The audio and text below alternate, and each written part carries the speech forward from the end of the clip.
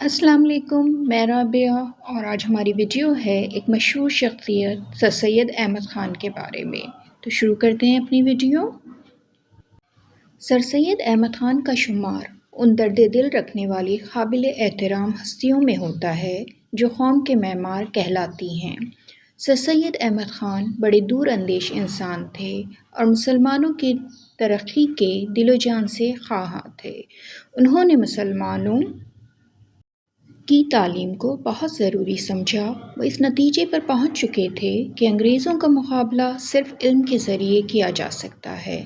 سر سید احمد خان 17 اکتوبر 1817 میں دہلی میں پیدا ہوئے۔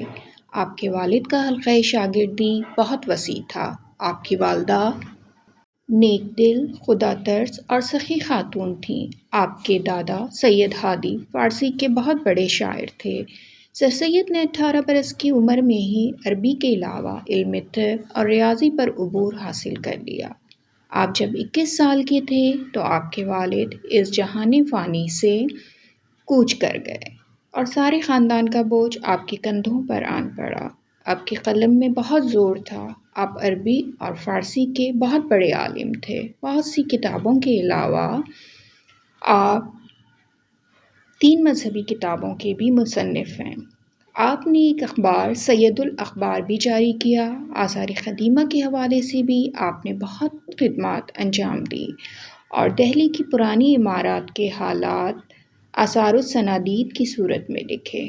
انہوں نے رات دن محنت کر کے مسلمانوں کے لیے علی گڑھ کالج کا سنگ بنیاد رکھا، جو بعد میں ترقی کر کے علی گڑھ یونیورسٹی بن گئی، جہاں پر ہندوستان کے ہر حصے سے مسلمانوں کے بچے دولت علم سے فیض یاب ہو کر ملک و قوم کی خدمت میں نمایاں حصہ لیتے رہے ہیں۔